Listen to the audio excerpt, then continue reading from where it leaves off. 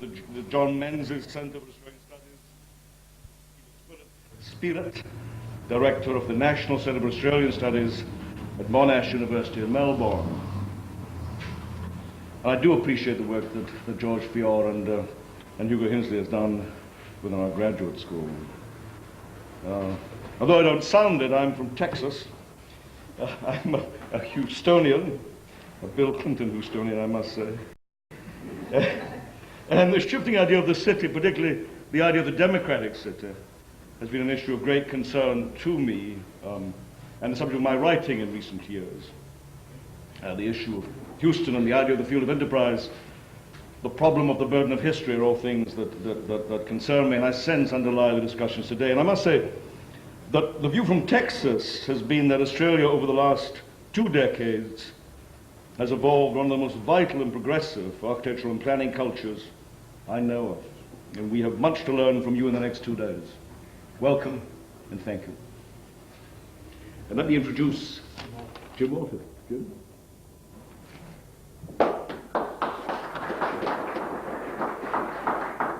Thanks very much, Alan, and thanks to the Architectural Association for joining with us in running this conference and for allowing us to use the rather wonderful facilities here for our opening day. I'm Jim Walter, the head of the Australian Studies Centre. If you need to ask practical questions during the course of the conference about any quite pragmatic matters, you should see me or Hugo Hinsley, who's from the Architectural Association. I'm chairing the opening session. Apologies for starting 15 minutes late. There's always a problem getting these ambitious early starts in the centre of London, as most of you would be aware. We'll therefore try and catch up time during the morning, but the plan for this first session is that each of the opening speakers will speak for around 30 minutes. There will be a short break between the first paper and the second paper of a couple of minutes just to allow you to ask questions of detail or clarification concerning any issues raised in the first paper, but we'll save most of the discussion for the period after both of the papers have been presented, when you can ask questions of either speaker. Our first speaker is David Harvey, who's done perhaps more than anyone to draw our attention to the problems of the city in the postmodern age.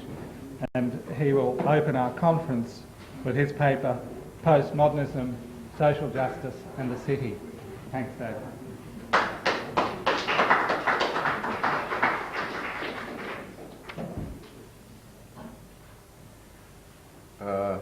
I think today, at least for me, it's a mild cause of celebration that the more egregious and violent aspects of class war that's been fought in the United States by the bourgeoisie, by the Republican Party over the last 12 years is coming to an end. But it also leads to a rather sad reflection that here I am applauding the election of somebody who believes in the death penalty, somebody who believes in workfare, somebody who wouldn't even acknowledge Jesse Jackson's existence, and somebody who has no compunction whatsoever about inviting into the state of Arkansas those wonderful chicken broiler producers who pay wages which are below poverty level, and an industry which has one of the worst safety records in the United States. The record, it seems to me, is therefore one that concerns me, but I think we are going to see, particularly in the United States, a lot of initiatives taken on what's going to happen to inner cities. And then the issue arises, well, what kinds of policies and what kinds of politics are going to unfold in relationship to those inner cities? Is it going to be a simple rerun of the 1960s, and we've all heard the rhetoric of the sort of Kennedy-type rhetoric which is being developed there? Is it simply going to be that, or is it going to be something different? Is it, in short, going to be a simple swinging back of the pendulum, a recentering of the pendulum, as it were, or is it going to be something which is going to be rather radically different. And it's from that perspective that I really wanted to open up the question of what we might mean by socially just urban policies, and to reflect a little bit on the meaning of the phrase social justice and how it might get applied, how I fear it might get applied, and how I think it ought to be applied in urban settings. I'm going to read you one of my favorite descriptions of an urban setting, just to give you, if you like, to problematize what I think are a whole set of issues about urban life, not only in the United States, but in many parts of the world, in many parts of the advanced capitalist world. And this is a description of Tompkins Square Park. It's one of my favorite descriptions, precisely because I think it does problematize the issue very well. And this is a description that came out in the International Herald Tribune back in 1988. And the description begins by talking about the 300 homeless people who are parked out in the park in various forms of temporary accommodation.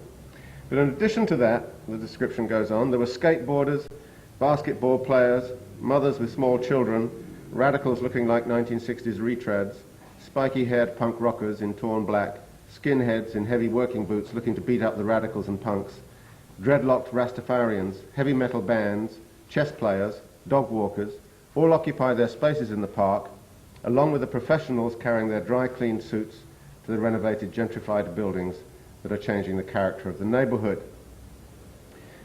By night, the contrasts in the park become even more bizarre. The Newcomers Motorcycle Club was having its annual block party at its clubhouse on 13th Street and Avenue B, and the street was lined with chromed Harley-Davidsons with raised ape-hanger handlebars and beefy men and hefty women in black leather. A block north, a rock concert had spilled out of a squat, an abandoned city-owned building taken over by outlaw renovators, mostly young artists, and the street was filled with young people whose purple hair stood straight up in spikes. At the World Club just off Houston Street near Avenue C, black youths pulled up in the Jeep-type vehicles favoured by cash-heavy teenage crack moguls, high-powered speakers blaring. At the corner of Avenue B and 3rd, considered one of the worst heroin blocks in New York, another concert was going on at an artist place called The Garage, set in a former gas station, walled off by plastic bottles and other found objects. The wall formed an enclosed garden, looking up at burned-out, abandoned buildings. There was an eerie resemblance to Beirut. The crowd was white and fashionably dressed, and a police sergeant sent to check on the noise shook his head, bemused. "It's all yuppies," he said.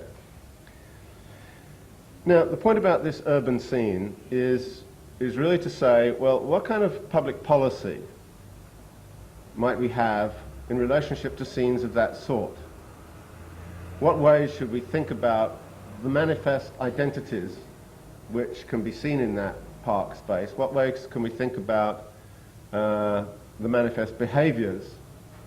And in what ways can we think about having a coherent public policy in relationship to a scene that seems to be so totally fragmented, so totally incoherent, so totally multi-dimensional and multi-directed, that it seems like it would be almost impossible to satisfy the needs of everybody in that park. And this, of course, is the sort of scene that has led many people to suggest that postmodernism, as a theoretical argument, is really, in fact, an academic reflection of what was happening on the grounds and on the streets of our cities way before anybody thought about the label postmodern. That, in fact, this is, if you like, a postmodern scene, and it is one to which we therefore have to respond in some way or other. And the scene exists, it's there, and from that standpoint, you can't simply say that everything that we talk about under the label postmodernism is illusionary or fantastic. There is an issue here, I think, to be addressed. Now, the problem with looking at the management of a space of that kind would be to say, well, you could view it in positive or in negative light. The positive light would be to say, well, this is what big cities are always about, mixes of cultural, of cultures and identities and all the rest of it. This is a sort of exciting space, and the thing that makes it great to go to New York City and big cities of that sort. And you could say of it that the diversity is something to be welcomed. It is the kind of thing that Jane Jacobs, when she wrote about the death and life of American cities, would kind of say, well, you know, this is the kind of thing that planners are always trying to get rid of. They try to plan this away. Well, what we have to do is, she would suggest, is allow for spaces of this kind, engaging in what she would call spontaneous self-diversification, and regard this as one of the positive elements of cities, and we should therefore plan with that in mind. Now, there are problems, however, with that position, and the problem is that there are things going on in the park that some of us might wonder whether we really wish them to go on in the park. There's firstly the homeless people. Do we regard homelessness as part of spontaneous self-diversification in populations? I think the answer, from my standpoint, would be certainly not. It's an outcome of a certain kind of social process which we have therefore to address. And while it may be fine for the punk rockers, for the skinheads looking to beat up the radicals and punks, there is always the threat of violence in the park, a threat which periodically does break out and has broken out in the park, and which leads to the question of, well, what kind of behaviours do you tolerate in the park, and what kinds of behaviours do you try to control? And this comes very strongly into focus when you look at the whole drug dealing scene and other features of that sort which are going on there. So that you wouldn't simply say of this scene, well, oh, it's great, it's wonderful. You'd say, well, it's interesting, it's something maybe we should, think about in a positive way, but then there are all these other sides to it. Well, exactly what aspects of it do we think are good, and which aspects do we think of it should be somehow or other dealt with? And that issue starts to come, I think, very strongly when you start to say, well, what kind of framework of thinking would public policy adopt towards this? Now, Dinkins, the mayor of New York, in the end took the line that the park had to be closed to all of this, and the park is now completely surrounded by a 20-foot wire fence. Everybody's been thrown out of there. The homeless people have been dispersed. God knows where they've gone. They've disappeared from view, at least in that particular space, and have to go into other spaces. So that social control, militarizing the space, as it were, has become a major feature of what is of how spaces of this sort get treated by authority. Now, obviously, as far as I'm concerned anyway, I would not want to militarize the space in that fashion. But nevertheless, there are, as I've indicated, certain problems in terms of what's going on in that space, which requires to think through some kind of approach via public policy or something of this sort, so that we can think better in relationship to what is happening there. And in doing this, I'm forced to go back, as it were, nearly 20 years now, to the writing of Social Justice in the City, and go back to the question of, well, what is social justice? And in that book, the first part was given over to liberal formulations, where I took the notion of justice rather seriously. The second part was given over to Marxist formulations, in which I no longer took the notion of social justice seriously. And there was a very simple reason for that transition, and I think it's best understood in terms of a quote which I'll read you from Engels about what is justice. And he says as follows: "The stick used to measure what is right and what is not is the most abstract expression of right itself, namely justice.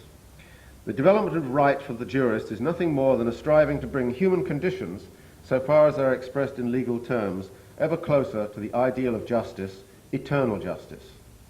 And always this justice is but the ideologized, glorified expression of the existing economic relations, now from their conservative and now from their revolutionary angle. The justice of the Greeks and Romans held slavery to be just. The justice of the bourgeois of 1789 demanded the abolition of feudalism on the ground it was unjust. The conception of eternal justice, therefore, varies not only with time and place, but also with the persons concerned. While in everyday life expressions like right, wrong, justice, and sense and right are accepted without misunderstanding, even with reference to social matters, they create the same hopeless confusion in any scientific investigation of economic relations as would be created, for instance, in modern chemistry if the terminology of the phlogiston theory were to be retained. The point about this is to say that any notion of justice is, in effect, a play of power. And justice is going to be defined by a ruling class in its own terms. And by universalizing those terms, it universalizes its own power to rule. And so it seemed, from my standpoint, back in 1973, when I was writing Social Justice in the City, that it was much more important, therefore, to turn to discuss the nature of class relations and the nature of political and economic processes, which gave rise to different conceptions of justice. A justice for the working class, a justice for the underprivileged, and a justice from the standpoint of a ruling class.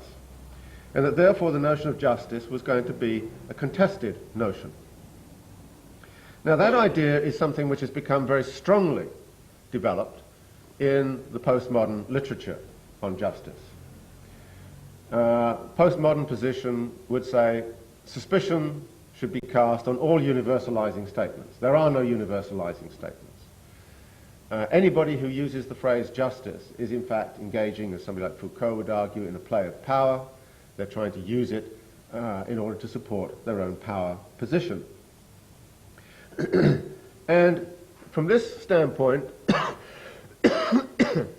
you would find the notion of justice has to be deconstructed. And at this point, you would also have to recognize the truth of the general proposition that a lot of people have suffered in the name of justice. That the bourgeois conception of justice is something that has been visited on the working class in unjust ways. Women have suffered from a male notion of justice. Colonized people have suffered from the justice which is imposed by colonizing powers. Blacks have suffered from the kind of justice which is meted out by whites. In other words, it doesn't take much to immediately concede the argument that justice is something which is often used as a means to engage in injustice. And that question, therefore, is something which is very much on the agenda in the postmodern literature. And the answer that some of the real dyed-in-the-wool postmodernists would take, or let's say the deconstructionists might take, would be to say, therefore you should never even use the word. You may be seeking for justice, but you should never state what it is, and you can never actually state the universal principle to which you're trying to work. There are, however, immediately problems with that. Because if you take that position, then at some point or other you would say, well, every different faction in that park has a right to be there, and therefore its notion of justice is as important and as significant as any of the others. In other words, there becomes almost no grounds whatsoever for discriminating between the different notions of justice which might emanate from Tompkins Square Park in terms of how the park should be used. The drug dealers have their notion of justice. The Rastafarians have theirs, so do the skinheads. Does this mean that under those circumstances there is no way in which we can talk about some kind of collective notion of justice which can be applied to a space of this kind? Now at this point, however, I come back to something which is, I think, rather important politically in Engels' statement, and that is the notion that the conception of eternal justice varies not only with time and place but also with the persons concerned. That's fine. We can accept that, and I will accept that. But it then goes on to say, in everyday life, expressions like right, wrong, justice, and sense of right are accepted without misunderstanding.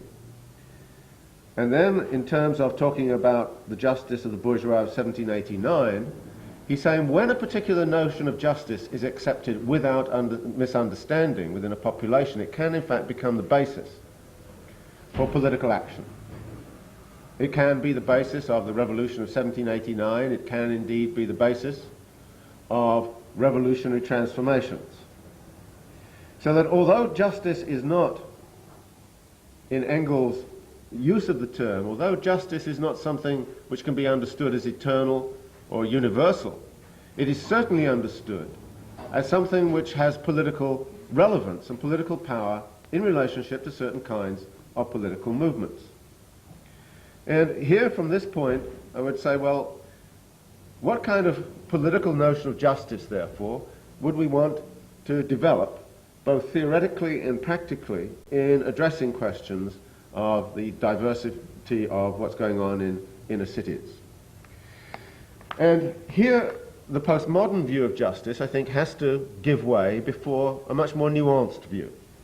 A much more nuanced view that starts to say, well, we have to have some way of thinking about bringing together notions of justice so that a certain notion of justice becomes accepted without misunderstanding, because accepting a particular notion of justice without misunderstanding becomes a very clear base for political action. And I want to reverse that idea and talk about that as it has actually unfolded over the last 12, 15 years in Britain and the United States. Because it's absolutely not true that we've gone away from thinking about justice.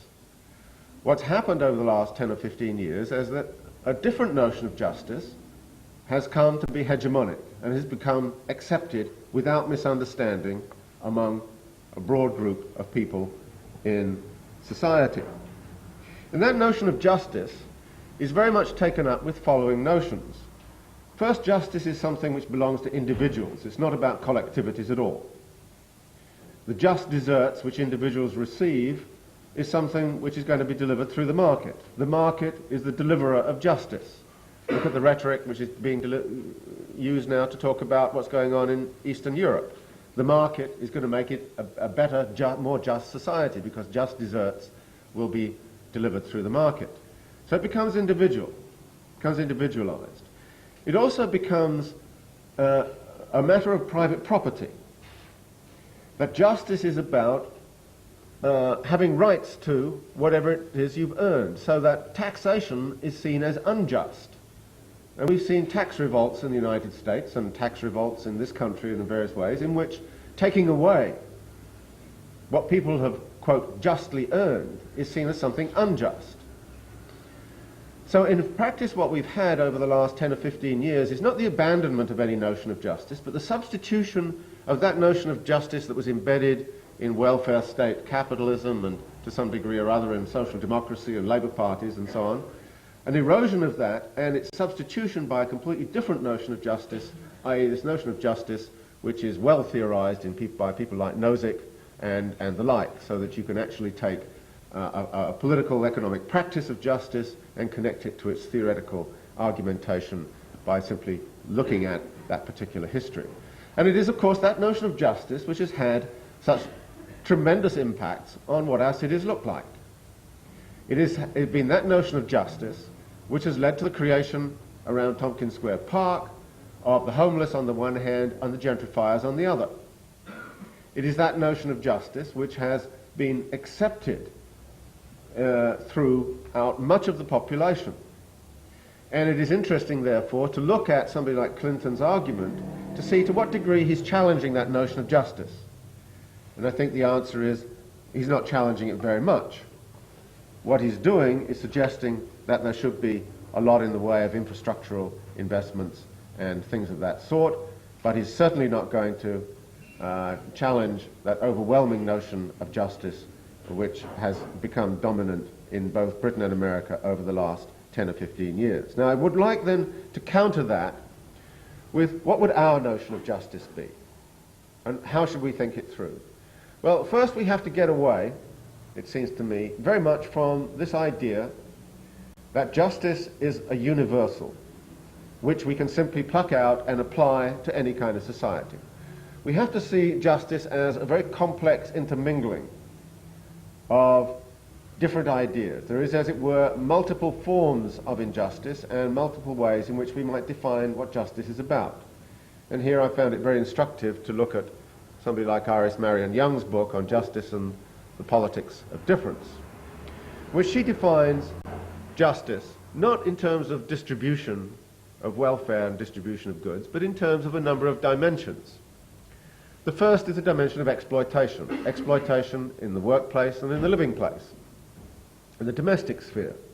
Exploitation, the taking away of the fruits of somebody's labour for somebody else. So there is a question of exploitation, and are there ways to attack the question of exploitation? This is, of course, the traditional rhetoric of working class, particularly in the working place, and more recently, feminists have drawn attention to it in the domestic sphere. But she then goes on to talk about other dimensions.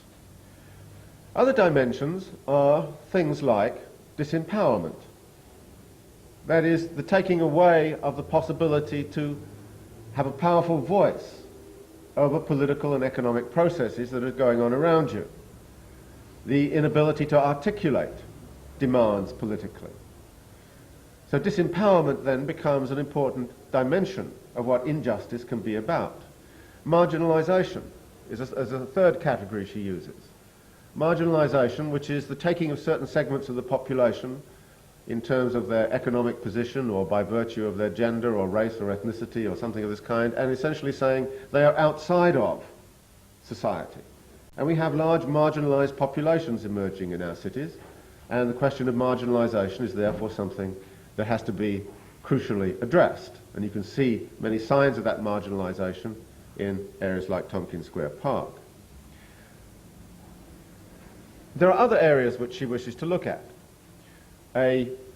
Another dimension, fourth dimension, is what she calls cultural imperialism, in which what we're dealing there with is the whole stereotypical ways in which people get represented by others, the creation of othernesses and the marginalisation of those othernesses by, in a sense, saying those people are like that and therefore we don't have to take them seriously, we don't have to consider them as being a serious part of the body politic.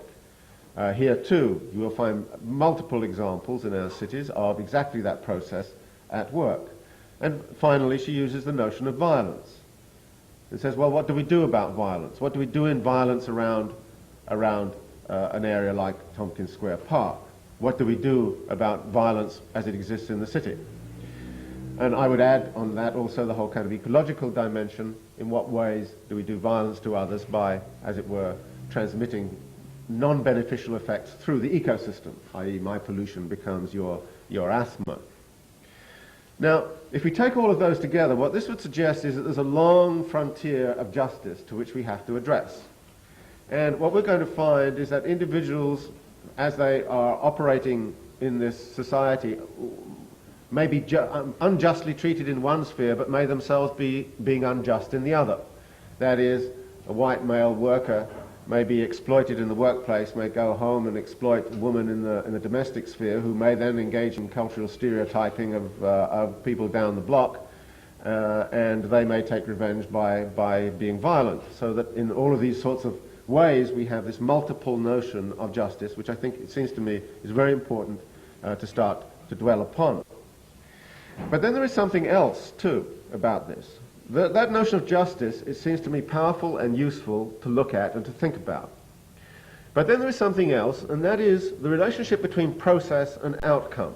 And this is something which was actually the key to the transition essay in Social Justice in the City, written 20 years ago, between the liberal and the socialist formulations.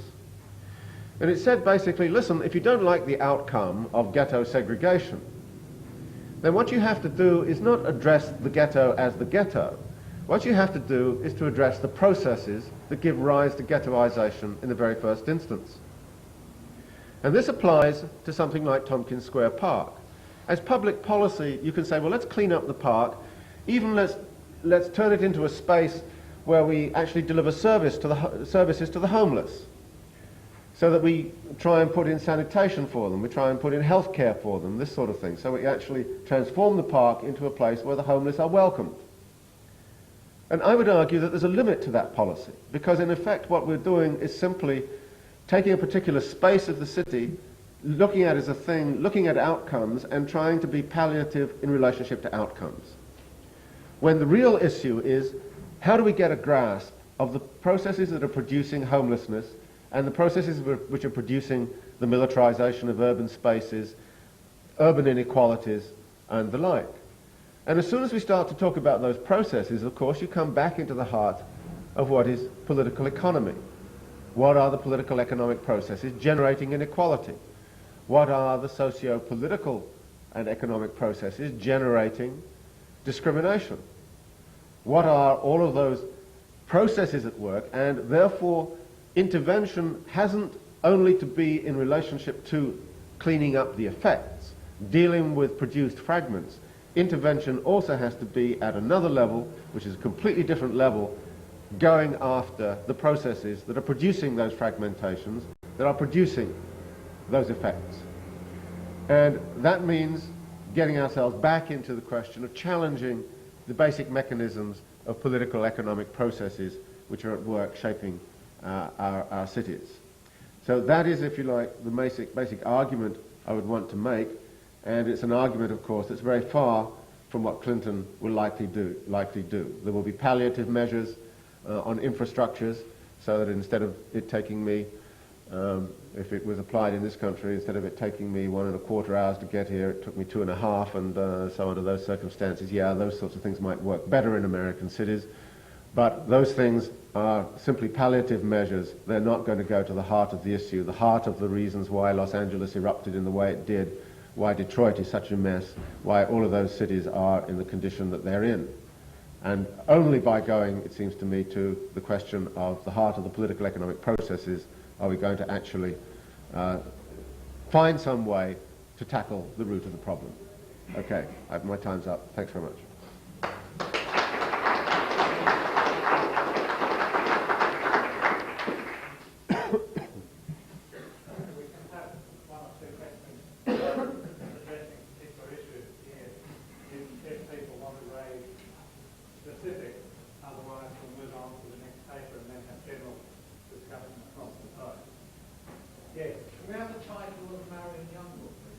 It's Social Justice and the Politics of Difference. Iris Marion Young. Excellent book. Yes. It's also a long time ago since I read your book, but I was wondering, did you actually say that you shifted your position in the federal system, or was that in terms of independence? Or are you reiterating that position? No, I'm reiterating that position. I'm saying we have to look at the political economic processes which are producing the injustices rather than simply try to clean up after the event, as it were, the injustices that have been created. And which doesn't, however, mean that the notion of justice, I mean, I think where I would say I shifted my position somewhat is to say we do have to pay attention to what the dominant notion of social justice is in society, and to recognize that there has been a dominant notion of social justice which has existed over the last 10 or 15 years, and that therefore there is a political purpose in trying to redevelop a coalition around a different notion of social justice, which is why I think that the Young book is terribly important. That therefore probably, just reading Engels and saying, okay, therefore we don't have to be worried about justice, seems to me an erroneous conclusion, even from reading what Engels actually said. And a careful reading what Engels actually said was, well, you shouldn't use it as a universal, but you should always be aware that it's a political mobilizing force to be able to talk about elimination of injustice, and if you can develop some kind of consensus as to what that injustice is, then you can go somewhere with it, as the right wing has done over the last 10 or 15 years.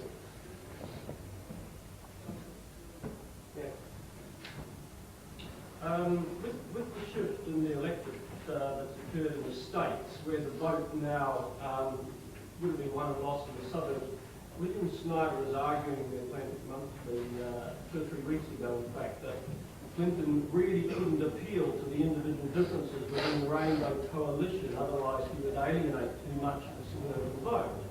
And so, I guess the issue for Clinton is whether or not he wins and then endeavours to do something about those different constituencies, or whether he was more honest, I suppose, to his personal, maybe even his personal ideological leanings, and perhaps less of a close race, more of a close race to it. So, do you have a response to that sort of political reality?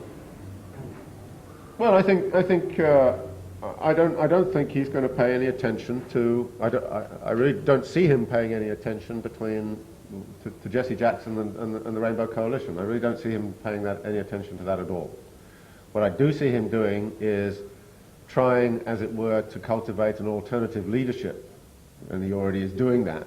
There is an alternative leadership anyway amongst the African American groupings in such a way that he can deliver certain things to the cities. For instance, the mayor of Baltimore is African American, so is New York, and those are the kinds of people to whom I think he's going to feel quite obliged, and therefore those are the people to whom he's going to turn.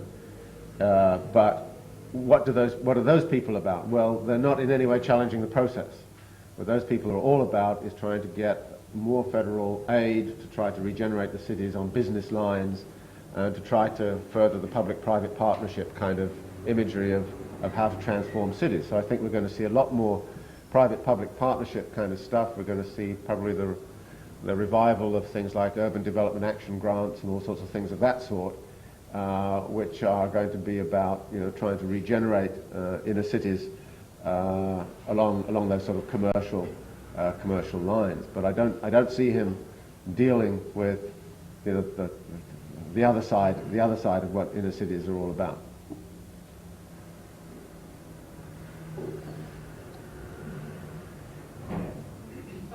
Do you feel that those taking that kind of approach is detrimental to the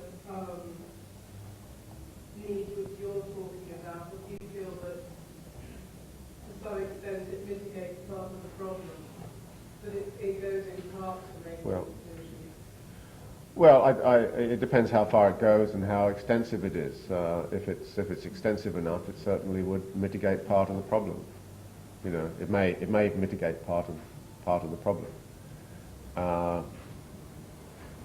But if you then say, well, is that all going to eliminate? Is that going to eliminate the processes that have produced homelessness? And I think the answer would be, I don't imagine Clinton's going to go that far. He's certainly going to help clean up some of the inner cities a bit and probably give them some resources to try and regenerate.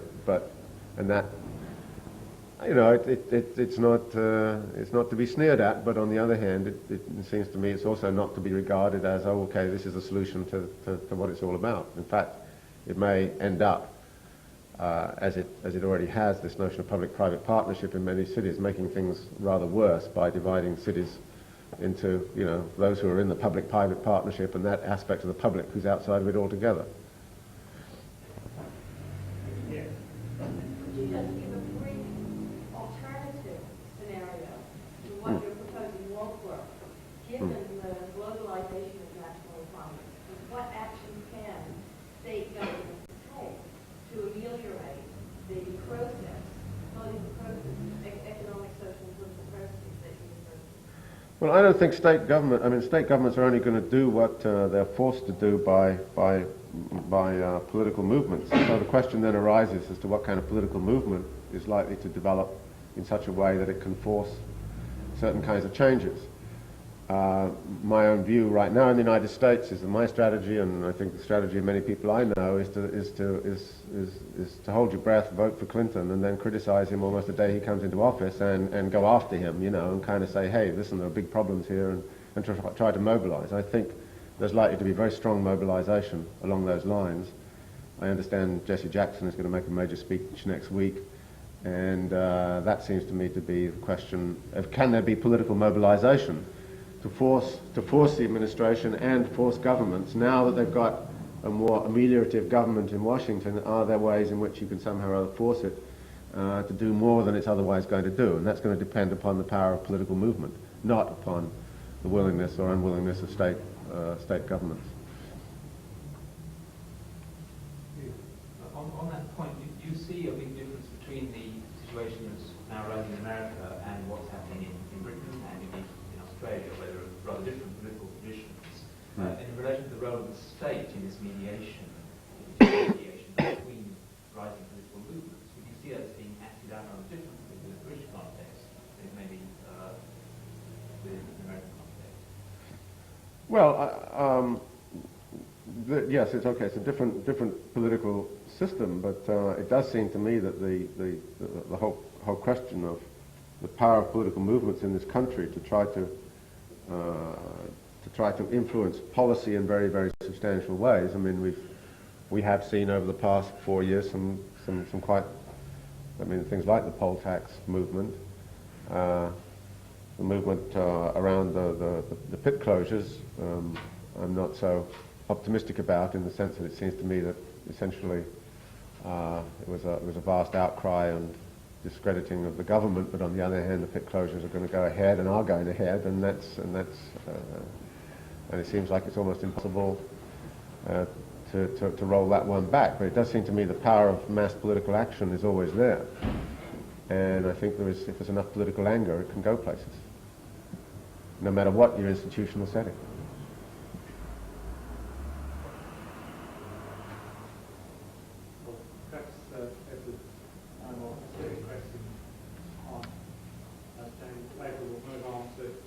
Second speaker this morning, who's Graham Davison from Monash University, and who is one of the most distinguished Australian urban historians. Thank you, Graham.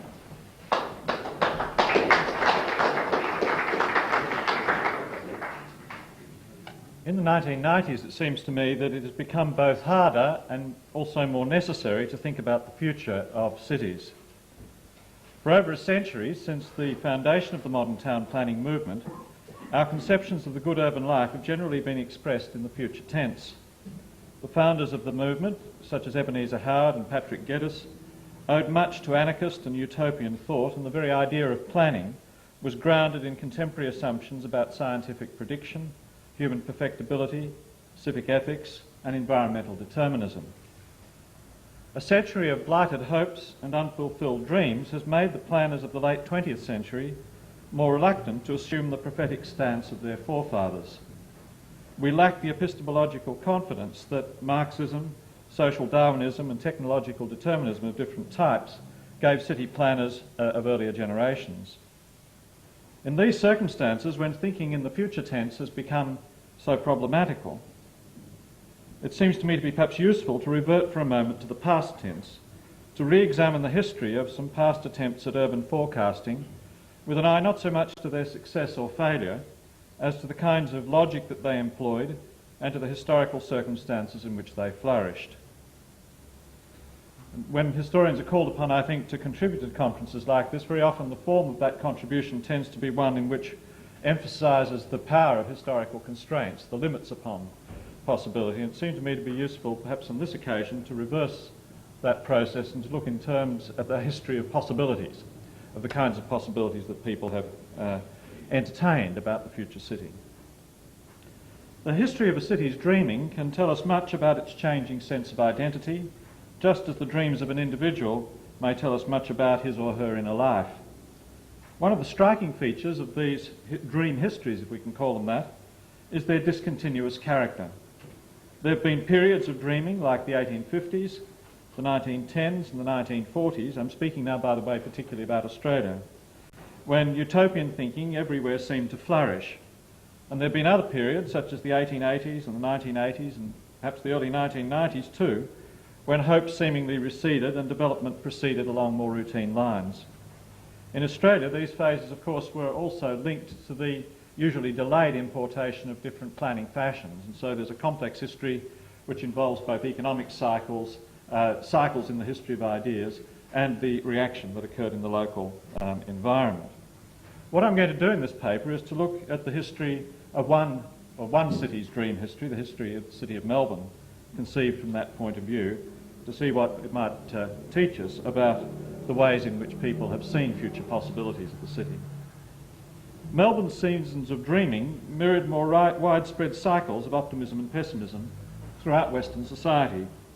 The Australian historian Geoffrey Blainey, in a book called The Great Seesaw, has likened these swings to the, as I say, to the operation of a great seesaw. When the seesaw was up, people generally were confident about the prospects of economic and social improvement, put their faith in scientific rationality and technology, and held positive views about human mastery over the natural world. When the seesaw declined, they became less hopeful of progress, trusted less in reason and science, and tended to exalt nature and the conservation of nature above the needs of human beings. Laney sees the first phase of the Industrial Revolution as an optimistic time, but observes a steep decline in optimism towards the end of the 19th century. The 1920s, he believes, brought a brief return to more confident times, but these were cut short by the Great Depression and the Second World War. The seesaw began to tilt again, even before the war had ended, and it remained high for most of the following 2 decades until the oil crisis of the early 1970s pushed it down again to where, to his sorrow, it remains. He's describing perhaps then something that's a little like what David Harvey was talking about by the operations of the pendulum, and he raises by implication the question of whether the pendulum will rise again or whether we have now, as some postmodernists would suggest, entered a new period when we can no longer assume that the old rules apply. What's clear, I think, in that sketch that I've given is that utopian or visionary thinking about the city appears to flourish in those times when the seesaw was rising rapidly from a period of decline. Suddenly in the 1940s, for example, as people glimpsed the prospect of a world without war and economic hardship, their imagination often took flight in utopian schemes for ideal cities. The lines in their plans and visionary drawings became harder and straighter as their confidence in the benefits of environmental change became bolder. Dreamers of the future Melbourne can be, I think, utilise several standard types of predictive logic. Some could be described as idealists. They drew an aesthetic or social blueprint of the city, often derived from classical ideals, and urged statesmen to realise it. Other dreamers could well be described as futurists. They scanned the horizon for new developments, especially new technologies such as the railway, the automobile and the computer, and then imagined a city shaped in accordance with their imperatives. In the mind of the futurist, theoretical possibilities quickly became moral certainties. Socialists and utopians, the third of those categories, shaped their dreams of the future city by a different process. Having observed what was unsatisfactory in the present city, they created an ideal city that righted its wrongs.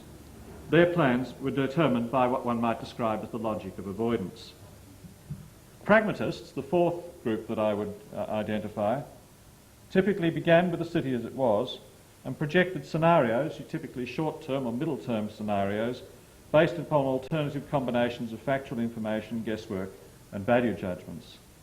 I want quickly to review some of those types of theorising as they were played out in the history of Melbourne over the last 100 years or so. The first dreams of a future Melbourne that I've been able to identify came from the minds of conservative idealists, reacting against the commercialism and visual chaos of the city as it developed during the gold rush period of the mid-19th century. In a remarkable pamphlet entitled Melbourne as It Is and As It Ought to Be, an anonymous Melburnian, it was probably, I think, the judge, Reverend Barry, who some of you will know later became famous or notorious as the trial judge of Ned Kelly, drew a kind of blueprint for an ideal city of Melbourne in the classical style. His conception of the city was that of a great monument, and it was guided above all by the desire for order, both aesthetic and moral. It would learn from its European predecessors, but take account of both the climate and natural habits of the people. The ideal Melbourne would be cast in the Mediterranean mould with a forum or piazza, colonnades and boulevards, obelisks and fountains. Its House of Assembly, its churches and its Supreme Court would look onto public squares, and the squares would be joined by wide boulevards. On Flagstaff Hill, a public promenade would be lined with the statues of great men, and nearby would be a museum of geology and industrial art. He in fact became the patron of a museum, as you all know.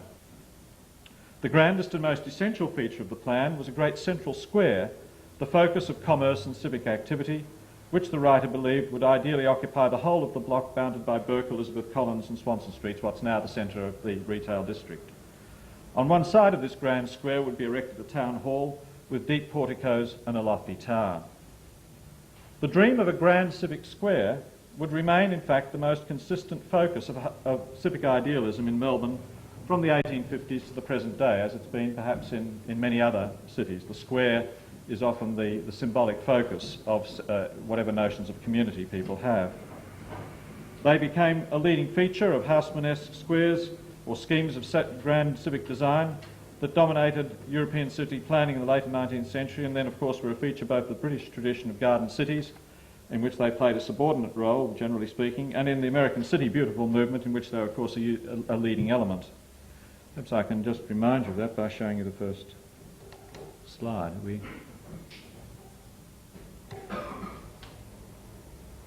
There we go. Am I pressing the right button, the red button? Press that one to take it forward. Sorry.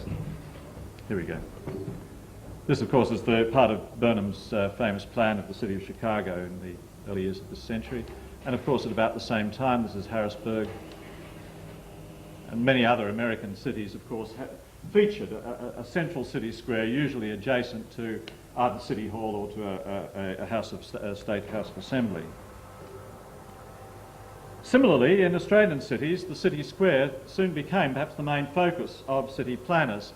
In the Sydney, for example, squares like this one, fancifully designed, emerged at the time of the City Improvement Plan of 1909, and an even grander one, this one by the artist Lionel Lindsay, at about the same time, at about 1909.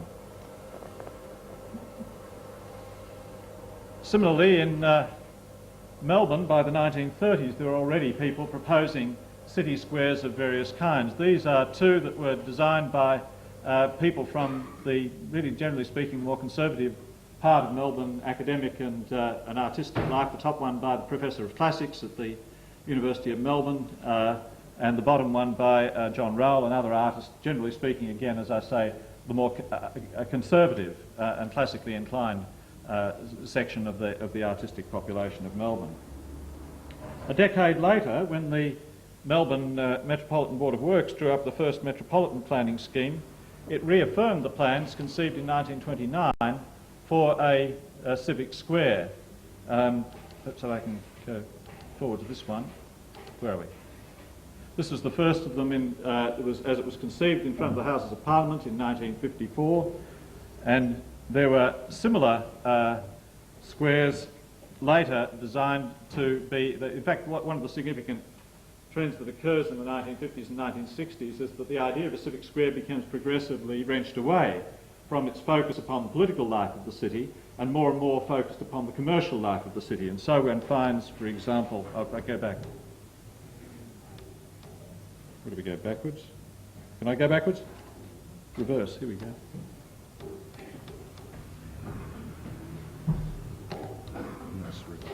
Oh, I see.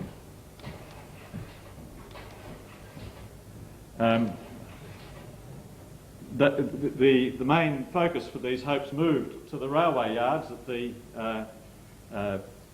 southern gateway to the city, and a whole series of plans, some of them, as you can see, which were designed in classical fashion. Others later on, as you can see, beginning to bear the imprint of the changing emphasis upon high-rise in the 1950s and 1960s. The more economic considerations came to the fore, the less appealing were the claims of either the Upper Burke Street or even of this area at the southern end of the city. And in the end, the form of square which emerged was one which was close by the City Hall, but was primarily put there in order to accommodate the retail traders of Collins Street. It was a much compromised and distinctly non-monumental square that finally emerged in Melbourne, so that although it had been conceived in the spirit of civic idealism, Melbourne City Square was finally realised as a recreational annex to the city's struggling retail zone. No one was very surprised, and there was scarcely a murmur of protest, therefore, when just a few weeks ago the civic authorities decided to sell the whole square back into private ownership as the forecourt for a boutique hotel. Its fate might almost serve as a metaphor for the decline of that idealistic strand of city planning. The second stream I want to look at briefly is the stream that I might describe as the futurists. Since the end of the 19th century, planners have displayed a strong belief in the predictive power of population statistics. And in fact, an almost obligatory part of every city plan is, of course, some kind of population projection, based usually upon an extrapolation from these recent population trends. Since dreams of the future were often launched when the city was on an upward trend, there was a persistent tendency for the prophet's predictions to overshoot the long-term mark. In 1889, at the peak of the Melbourne land boom, the government statistician Henry Hayter estimated that by 1933 Melbourne's population would have grown to 1.5 million. In fact, it had yet to reach 1 million. In 1927, at the peak of another building boom, The Town Planning Commission projected the city's population to reach 2 million by 1948. It actually reached 1.2 million. And in 1966, the Melbourne Metropolitan Board of Works predicted that Melbourne would reach 5 million mark by 1995, and we're still about 1.5 million short of that mark. Similarly, in gloomy times, there was a persistent tendency to undershoot the mark. So, again and again, planners tend to base their planning upon overly confident predictions of future population growth. While demographic statistics help people to imagine the scale of the future city, the surest guides to its shape seem to lie in science, or more specifically in technology. Futurists imagined a city in which human wants were swiftly and effortlessly supplied by a multitude of ingenious machines. Whatever theoretical potentialities seemed to lie in the most recent new inventions were realised in the futurists' plans for the Melbourne of tomorrow. Underground railways, electricity, the automobile, the aeroplane, the helicopter, the skyscraper, the monorail, the computer, the telecommunications satellite, each on its first appearance, seemed destined to remake the city along radical new lines. The futurists' dream seldom took account of the costs, direct or social, or the institutional inertia that's an element in the life of every city. As convinced believers in technological progress, they endowed whatever was newest with a kind of inevitable superiority, and were eager to consign the old as swiftly as possible to the dustbin of history. A spectacular new invention like the helicopter had only to appear, and futurists imagined that the city's skies would soon be filled with thousands of airborne commuters, and that every spare piece of vacant land was destined to become a miniature airport. Perhaps I can show you some examples of this. So, here's the arrival of the monorail projected upon an aerial view of the city. Skyscrapers, again, this is from the early 1940s. And here's the artist's view of the helicopter city. This is in 1948, I guess a little after the Sikorsky helicopter really began to make an impression. In 1927, as the city reached the million mark, newspapers invited Melburnians to speculate on the shape of the city in 1948, when it was expected to reach its second million. A few visionaries imagined a future Melbourne in the New York mould, with skyscrapers, subways, electrified traffic control systems, elevated roadways and parking stations. But most dreamers looked to a new technology as a means of rebuilding the city in accordance with prevailing suburban ideals. In one vision of the future Melbourne, Paris on the Yarra, Melbourne was served by a new network of underground railways, highways, river bridges and docks. It will retain its low-density, low-rise form by using the new forms of technology provided by petrol, gas and electricity to spread without growing more crowded and unhealthy. J.A. Smith, the author of this plan, predicted a smokeless city with an even maximum skyline at its heart, centrally heated by gas under a new system, tunnelled with underground railways, the whole linked by graceful boulevards, stately bridges, busy waterways and centring around a majestic civic centre, probably over the Flinders Street railway yards. Industry would be concentrated in the inner city, served by the underground railway, while motor cars would transport their drivers to the suburbs of garden homes plentifully interspersed with parks. Smith's ideal Melbourne was the fulfilment, as he said, of the electric age, changing night into day in the most remote alley and suburban street, driving the wheels of thousands of factories, abolishing smoke as if by magic. Many of the elements of Smith's plan reappeared with additions and variations in the dreams of other Melburnians over the next 20 years. Motorists wanted more roads and parking areas and the banishment of horses and trams from the city streets. In the 1920s and 30s, such dreams of technological progress were, by the way, this is a London version of the helicopter city about the same time, 1948. In 1944, a young man, Sergeant R.P. Boyd, later of course to be better known as the architect and critic Robin Boyd, contributed an article to the serviceman's magazine Salt entitled "This is Your City." Taking his cue from the famous European planner Le Corbusier, Boyd saw the city as a vast and static machine. The trouble with Australian cities, he believed, was that the machinery was obsolete and that piecemeal attempts at civic beautification were merely like putting a smart car radio onto a T-model Ford. Boyd looked forward to the creation of new underground railways and elevated highways that separated trains and traffic from neighbourhoods, and like many of his contemporaries, he called for the creation of new planning machinery to build them. More than any other issue, the impact of the motor car dominated the imagination of Melbourne's visionaries in the post-war years. parking meters and parking stations, flyovers and cloverleafs, elevated walkways above the traffic and buried roadways below the footpaths, architects, engineers, journalists and politicians all were confident that technology had the answers to the problems that the automobile had created.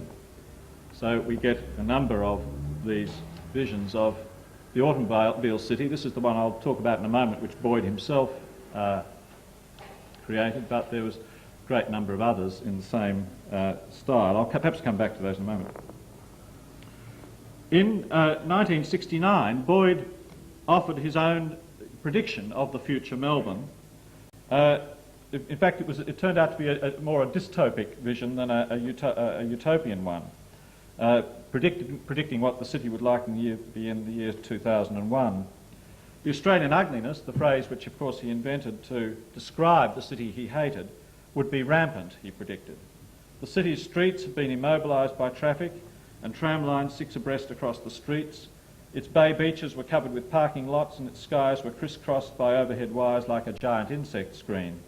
Melbourne, Boyd dismally concluded, will still have no underground railway in the year 2001, or if there is one, it will be done on the most cheese-paring lines, using the rolling stock of the present suburban lines but painted over in psychedelic colours. I can believe the trams will still be with us, perhaps with quieter plastic wheels, but still trundling down Swanston Street and Sydney Road with the cars queued up behind them, still stewing or freezing their passengers according to season.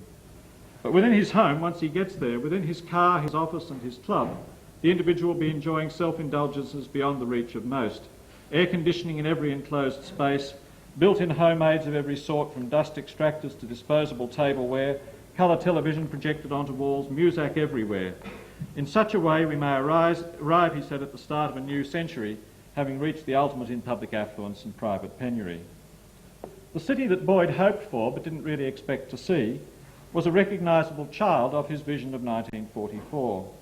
He would limit the suburban sprawl to fingers of development that avoided the prettier parts of bush and riverside.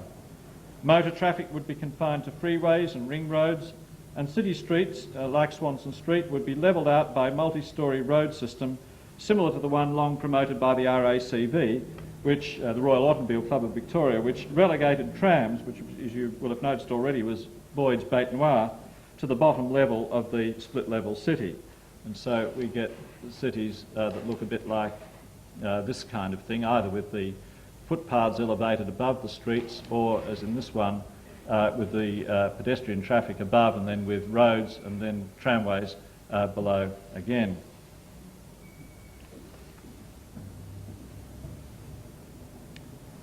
The third group of people who I wanted to talk about was the group that I might describe broadly as utopians and socialist planners. The same period that had seen the flowering of these technological dreams of the city in the 1940s and early 1950s had also seen a great flourishing of dreams of a different kind. In the immediate aftermath of the Second World War and the full flush of excitement about post-war reconstruction, many Melburnians relied upon the promise of science to make a better society, not only through technological progress, but by the application of scientific principles to the organisation of society. Australian thinking drew heavily upon the movement for metropolitan statutory planning that had gathered force in Britain during the post-war years. In 1948, Sir Patrick Abercrombie, the creator of the Greater London Plan and the most influential town planner of his day, visited Melbourne as a guest of the Town and Country Planning Association. With his recently conferred knighthood, here he is actually outside Buckingham Palace, having just received his knighthood, and his top hat and his monocle, Abercrombie appeared almost a caricature of the English toff, and those of his supporters in Melbourne had to overcome a good deal of reserve on the part of the locals about whatever contribution Sir Patrick was going to make. Abercrombie was chary of offering bold predictions on the basis of a 3-day visit, but it didn't actually deter him too much. He ventured at least a few cautionary comparisons. While Melbourne, he said, had largely avoided London's historical legacy of overcrowded housing and wartime destruction, it shared the problems of urban sprawl, growing automobile congestion, and the relocation of industry to the suburbs. Abercrombie warned against the straggling, unplanned settlement characteristic of Melbourne's outer suburbs, offering instead the prospect of creating a string of middle-sized new towns, each located within a green belt around the metropolis, linked by ring roads and housing a socially balanced population of white-collar and industrial workers. So it's a fairly straightforward application of the London prescription to the Melbourne scene, one that I suppose continued, in fact, to influence a number of Melbourne planners through to the present day, and I suppose even the Better Cities program has some lineal connection with that vision. Other Melburnians also believed that there were valuable lessons to be learned from the experience of Australia's recent wartime ally, the Soviet Union. In 1945, a Melbourne real estate agent and amateur planner, L.H. Luscombe, set out his vision of the future city in a pamphlet entitled Rebuilding the Melbourne of Tomorrow. Think big, with a knowledge of the almost limitless possibilities of science, Luscombe exhorted his readers. The war had demonstrated the potentialities of centralised planning. Now, he believed, was the opportunity to demonstrate what planning might do in peacetime. Melbourne, he proposed, should be reconstructed under a 5-year plan to be administered by a planning board with powers to compulsorily acquire properties, to borrow money from the Commonwealth Bank, and to carry out a massive scheme of slum reclamation. There would be civic beautification schemes and social improvement. The centrepiece of his scheme was to be a modernistic civic centre on the site of the exhibition buildings, which, as some of you will know, is on the northern side of the central business district. In a scheme that would now strike fear and loathing into the heart of the inner city gentry, the cottages and terraces of South Carlton and South Fitzroy would have been blitzed to make way for an ensemble of workers' flats, hospitals, theatres, old people's rest homes and public offices. Perhaps inspired by Luscombe's plan, the architect Percy Everett would later design a Haussmann-esque scheme of diagonal avenues linking the proposed new civic centre to the proposed Russell Street Bridge. You can see the civic centre at the very top of the picture and the new diagonal avenues making their way, one, as you can see, more or less directly north-south, and another one at a tangent down to onto Burke Street. By our standards, Luscombe's plans, I think, seem almost fanciful, but they were modest compared with the dreams of contemporary communists. In his pamphlet Socialist Melbourne, first published in 1937 and revised in 1951, Ralph Gibson imagined the Melbourne that would greet a time traveller on the morn of the Socialist Revolution. Gibson's vision of 1937 was a straight transcription of the Stalinist model, with each of the city's capitalist institutions replaced by its Soviet equivalent. A red flag now flew over the Parliament House, which was now a Soviet Congress. Coles and Myers, the city's leading retail stores, had become cooperatives. The private banks had become people's banks, adorned with the hammer and sickle. The Melbourne Hospital had become a polyclinic, similar to those that Gibson had observed in Moscow. And the Herald, then of course under the management of Keith Murdoch, Rupert's father, had become the workers' voice. The premises, in fact, had not changed at all, only the management had apparently altered.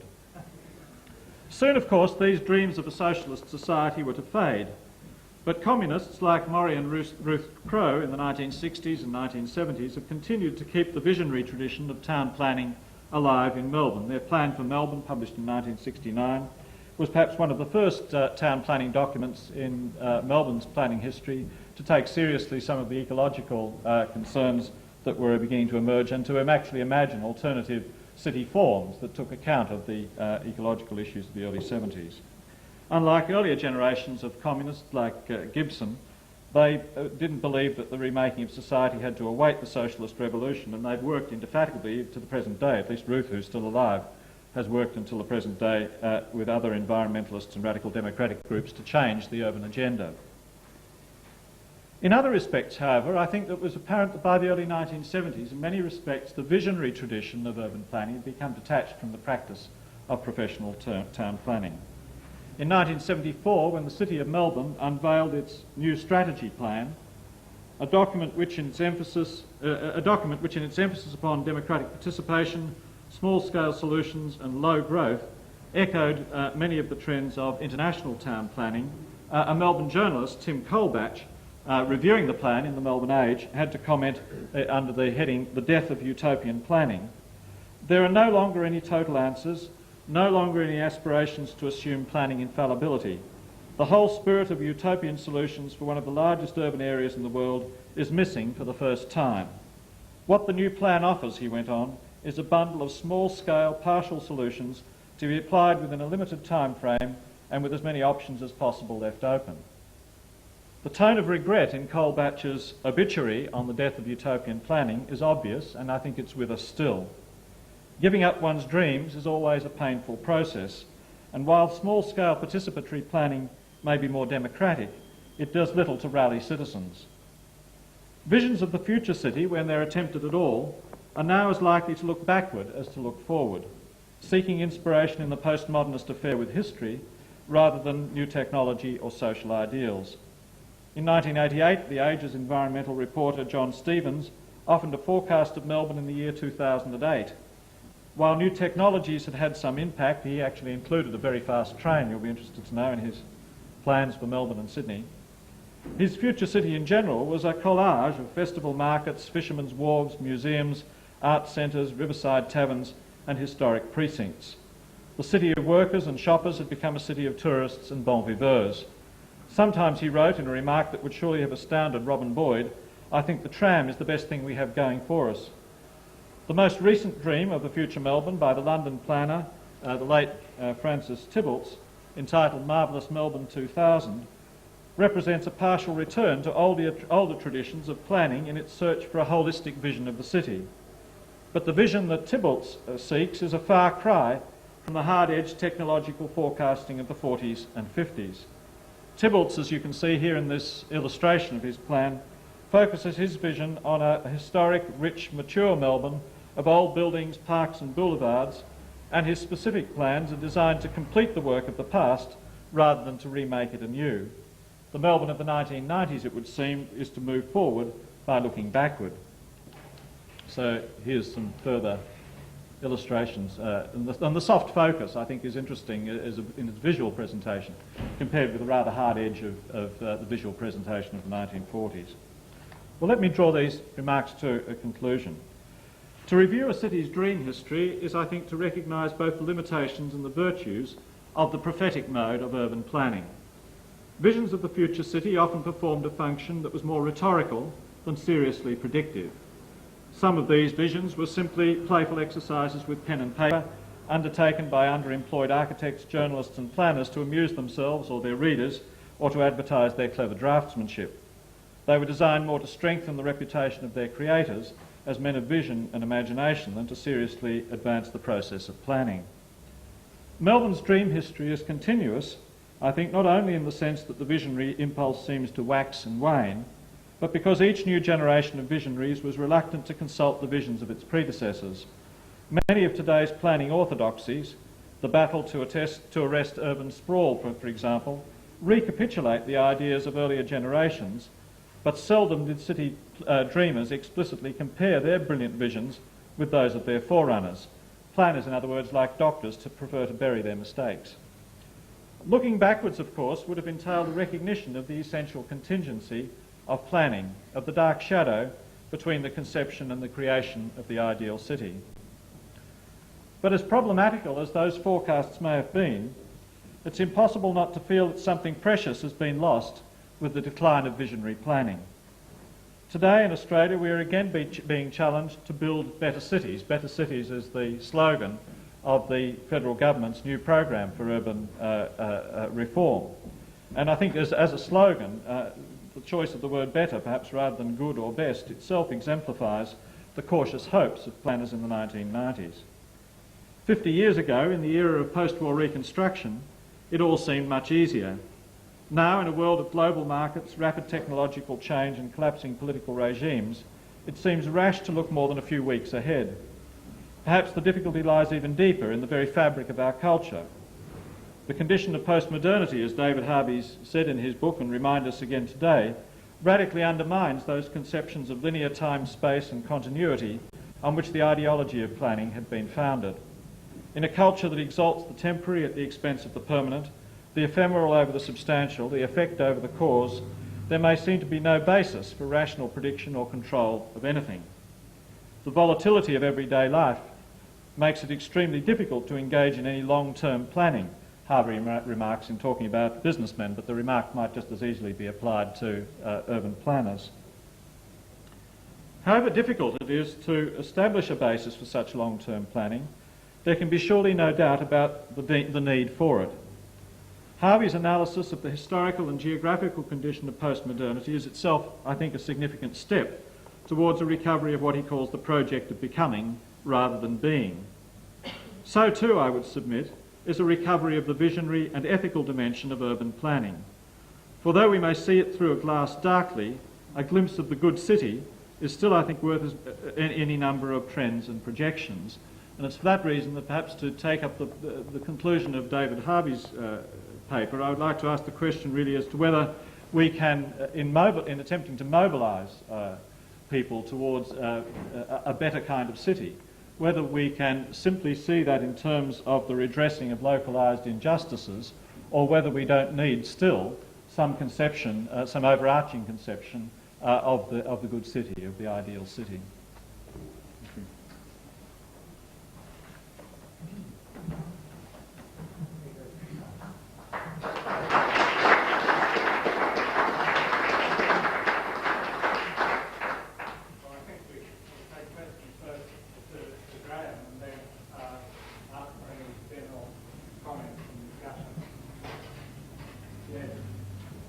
I'm not sure if I understood you in your opening remarks, whether you were saying that utopianism was a feature of periods of growth and not periods of recession. No, I was really suggesting that I think that it's neither exactly. I think it's rather more characteristic of periods when there's been a period of recession and when you're taking off into growth. In other words, it's at those moments when hopes rise. Often, for example, as you will have seen in the examples that I gave, there seems to have been a flourishing of this kind of thinking in Melbourne roughly between the late 30s and the late 40s. Period which of course was by no means economically prosperous, but where people were moving out of a period of depression and where people began to glimpse the possibility of better things. Interestingly, by the time the prosperity began to arrive in the 1950s, partly because of political conditions, a change of the federal government and so on, many of those planning initiatives were largely lost. And I suppose, if one wants to be audacious and talk about the present situation, I suppose my hope would be that perhaps we're now in a position where, after a period in which there's been a long period of dampened hopes, if there was an opportunity for a little more growth, a little more opening of horizons, then we might be at a moment when utopian planning might again begin to have some influence. Is that, I do think that the characteristics of architecture and planning and urban design change on a cyclical basis, Yes. if you like, of cycles, economic cycles. But the nature of the utopianism it changes, I think. I mean, the difficulty I would have with some of the things you said was that, for example, if you take the City Beautiful movement in the United States and Burnham, etc., you could say that that was actually born out of the economic recessions in the United States in that period. Yes. And equally, Abercrombie, say in Plymouth, just Yes. after the war, is coming in with sort of Beaux-Arts planning in a period of some political instability and indeed economic difficulty. It seems to me that you could argue that the Beaux-Arts element, the neoclassical architecture, Haussmannization, if you will, seems to flourish in the periods of recession and political instability. So we have that in America in the beginning of the century. We have it again in the 30s in Germany, indeed in England, people like Abercrombie, I think.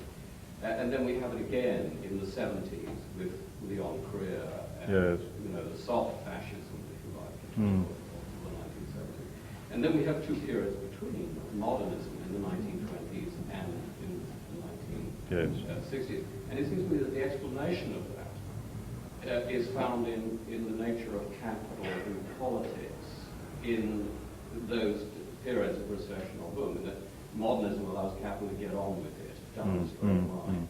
It changes its geometries to allow for serialized mass production. Yes. You know, it is this period of boom of growth of capital. Beaux-Arts allows for the political stabilization, class entrenchment. It's labor absorbing periods of unemployment. You know, so it seems to me that, in a sense, we're alternating between these two very broad elements of Beaux-Arts and modernism in Curtin. And again, we can see that in If I, to generalise only from the examples that I've been looking at in this context, it seems to me that what was striking was not that there was an alternation between different ideological perspectives on planning, but rather there seemed to be moments when everybody, whether they happen to be, if you like, capitalist planners, primarily oriented to market solutions and primarily oriented to technology, or whether they happen to be socialist planners who are much more interested in questions of community and community organisation, they seem to grasp possibilities of hope and of enlargement of vision at about the same moments. What differed was the shape that those visions took, rather than that they were, as it were, the history was one of alternation between different types of vision. Now, what may of course been happening, and what I think is perfectly possible, is that because there's a certain sense in which this is a colonised planning history, that what we're seeing is the delayed or rapid arrival of fashions which may observe a very different cyclical pattern in the places in which they originated. And I think that's perfectly possible. A very quick question. I get from Leo Van Schaik a kind of continual update on the architecture culture in Melbourne. And he portrays a picture of tremendous excitement and a kind of a sort of new modernism, a kind of progressive and almost aggressive pleasure in selling objects. So the architecture of peace seems very fertile. I worry always about this continual divide between the architectural imagination and the sort of urbanist imagination. That seems to be clear what you said. I would find I'd wish you were here to have a discussion, because my picture of the central city of Melbourne is a much less hopeful one than that. I think that while there's architecturally very interesting things happening, particularly on the borders of the central city itself is undergoing many of the pressures that have now beset American cities now for some time, of large-scale movement of both retail and of office accommodation out of the central city. We now have 20% vacant office space in the central city. We've overbuilt by quite a massive degree.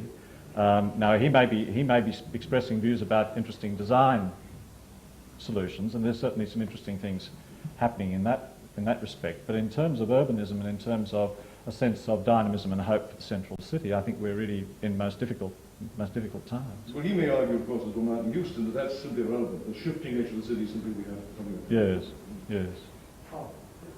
It seems to be one of the problems that have produced those sorts of, one of the issues that produce those sorts of problems is that it's a structural relationship between levels of government in Australia. Well, when you have a metropolitan area like Melbourne, you've got 67 local government authorities. Then you've got a real problem. It's very difficult to rely on strategic planning. If you go to the local government level, it's hopelessly peaceful. If you go to the state government level, it becomes hopelessly remote and utopian. And with the exception of Brisbane, I think, which is the only metropolitan line authority in Australia, there is no established framework for that sort of strategic planning. Yes, I mean, I think, seen from a contemporary vantage point, the Australian structure of government has both some immense advantages as compared, say, with the American one, and some great disadvantages. The disadvantages is, as you pointed out, the disadvantages of fragmentation at that level of government, which traditionally has had a lot to do with land use planning and central city areas. The great advantage, of course, has been that to this day, central government has been responsible for the delivery of many of those services which in the United States case, and even in the British case, are traditionally devolved to the local level. And so the fact that we have relatively acceptable levels of schooling, of policing, of a whole range of other facilities right across the city is largely because they're delivered by central government, by the state governments, rather than by local government. So I'm one of the things I would fight for in Australian planning is the retention of powers over those sorts of matters by central government, where I think you have a reasonable chance of getting the delivery of reasonably equitable and reasonably equal levels of servicing.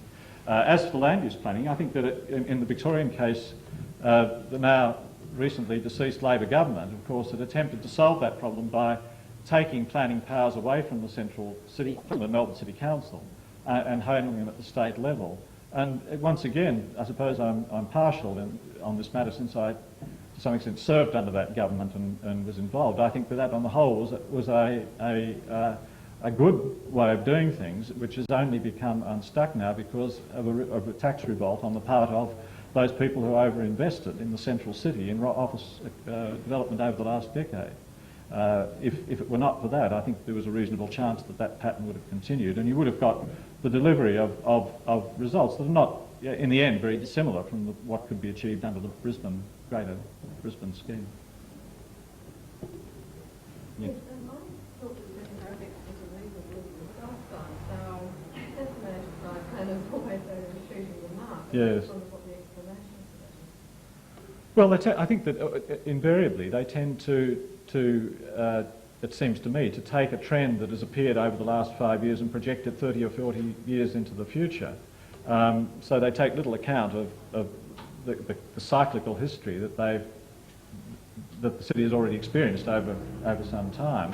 To be fair, I wouldn't want to mock that, because I think that there's some kinds of demographics are among the few things about which one can be certain enough to make predictions. So I think that we know that barring catastrophic disease, war or something else, that we will have an aged population of a certain structure by the year 2010 or 2020, and it would be madness not to plan in accordance with that kind of demographic prediction. But I do think there's been an overconfidence on the whole among planners in the capacity to predict things like gross population size over the medium to long term. I think that very often the predictions were produced. The one that I showed you, for example, was largely sponsored by the combination of the statutory authorities that were responsible for water and electricity. And now they typically tended, at least until very recent time, to always tend to overshoot because they wanted to build dams and they wanted to build power stations. Now I think there's been a bit of a reverse of that, and the forms of costing that now apply to those authorities make them more interested now in promoting economical use of the things that they produce rather than over-catering for demand. Take questions to either speaker. I think if people want to make links or to raise questions. No, yeah. I think to take issue with you about the exploration that has been undertaken in the last few years in Melbourne among architects and planners, mainly the architects. They've been looking at design solutions and really reanalyzing what makes the city work as it is or doesn't work. Yes. And in that sense, it's a very positive look at the input that designers have into the city. There's been a complete reassessment of how the city is being used. And in your discussions, I was struck by the fact that you didn't really discuss the usage of central city development. Yes. And the patterns of usage over the history of the city. And only now, due to the economic conditions, due to the oversupply of office space, etc., you're starting to see that there's economic viability of bringing people back to living to a city that hasn't had people living in it since its inception. You're thinking of this kinds of things from social development in the central city and so on. Is that the kind of thing that you... Yes. Well, I think that's a constructive response to a problem that we shouldn't have had, and which architects, as much as anyone else, have been complicit in bringing us to, which is the oversupply of office accommodation in the central city. It's interesting, this is again a replay. It happened in the 1890s, at the end of the Depression. It happened in the 1930s, that people entertained the notion of trying to reconvert surplus office and warehouse accommodation into housing. And it's a useful way of making the best of a bad job, but it's a situation that, with proper planning, we oughtn't to have been in. And to this point, by the way, although I think there's interesting design solutions being proffered, I know of no significant movement to take up those options in the central city. So I'm talking about the Melbourne City Council, as I understand, has in cooperation with architects, has proposed a number of ways in which this might be done. I'm not aware at the moment that anybody has actually invested in conversion of property to that kind of use in the central business district, at any rate. You may know things that I don't know. No, I agree with you. It hasn't happened. It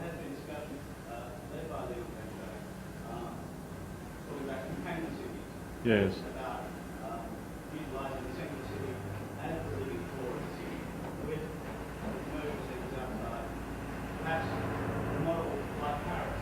Yes.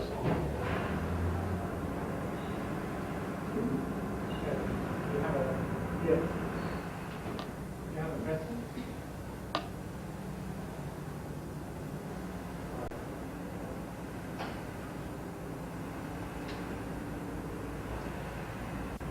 Just going back to David Harvey's paper, and again, I could really have interpreted the scenario perhaps incorrectly, but I feel that there's a tendency now to shift the emphasis away from the role of the economic to the role of the social, in a sense.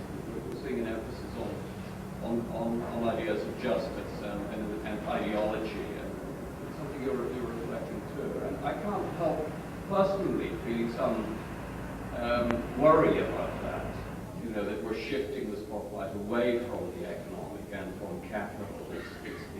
To me, that may weaken the element of political economy and the usefulness of political economy in urban studies. I don't know whether David, perhaps I would say something briefly. I think in part I agree with the gist of the question that was asked to David some time earlier. I mean, what do you do at a local level in the face of the globalisation of capital? And I think in part my answer is that yes, indeed, part of that involves the attempt to redress injustice in localised situations and local battles. But I think the only way in which people can be, I think people to be mobilised politically, both need a vision of what the hell is wrong with the city, but they also need a vision of some kind that enables them point towards some kind of hope and some positive vision. And that seems to me that the function of the kinds of plans that I was showing is not that they were ever blueprints. They were never expected to be realised in fine detail. But they did give some people a sense that the bounds of hope were larger than might be visualised by simply addressing individual problems in localised situations. And that, I think, that's the thing I suppose I long for when I talk about the possibility that one might see a restoration of the visionary tradition of urban planning. Not that I think that one can exactly go back to centralised realisation of plans of that kind. It's simply that, as utopian thought has done for a long time, it gives people a large sense of what is possible. I don't want to get away from the political economy at all. I think the question I'm posing is, how do we confront those political economic processes that seem to me to be at the root of the problem? And I think from this standpoint, notions of justice do happen if we can manage to formulate them right, are helpful in exactly the same way that some vision of an alternative city might be helpful. So what I would want to do is to say, well, we shouldn't throw away the possibility of mobilizing around notions of justice and around, say, a more ideal city form. We shouldn't throw that away, but we should think about it in relationship to confronting those political economic processes. I mean, that's what I'm trying to think through. In so doing, I have reservations about things like utopian ideal cities and the like, which come from the way I would want to think about a dilemma which all of us face, which is what's the relationship between processes and things. I mean, the difficulty I always have with all of these wonderful little pictures that come up there is that you can't see what the social processes are going on there. And at some point or other, a certain naivete takes over that kind of says, well, if you're a socialist planner, you can actually check capital accumulation by building a few walls around the place. Well, you can't do that. You know, the process is much too strong. You have to go to the root of the process. But one of the things you can do is, by a critical analysis of what's happening to our cities, show how that process is producing the particular outcomes, and to show that the particular dystopia we are living through in terms of our cities right now is in fact the result of a certain utopianism which exists amongst the free market forces. You know, I mean, it's not as if utopianism disappeared. It's like social justice. It's not as if the notion of justice disappeared. It's not as if the notion of utopianism disappeared. I mean, Reagan was a utopian thinker in a funny kind of way. Margaret Thatcher was a utopian thinker. But kind of said, well, you know, I mean, all we've got to do is to let this wonderful thing called the free market work, and everything will be okay. I mean, you can sort of get critical of that and sort of say, well, in fact, Margaret Thatcher never took that seriously. In fact, if you look what happened with things like privatization of Rover and all those sorts of things, in fact, it was jobs and you know, good, you know, handouts to the pals and the boys. So it wasn't really a free market process. But I think we have to think about the politics of mobilizing. And when Engels kind of says, listen, the French Revolution used the notion of justice and injustice and the elimination of injustice in very powerful kind of ways. It's a very powerful mobilizing force. So is there some kind of notion of consensus we can build around notions of justice? Is there some notion of consensus that can be built around an alternative city form, which will allow us to mobilize at the same time against what the root of the problem is, which is a political economic system that's producing those outcomes? I mean, that's what I'm really trying to argue.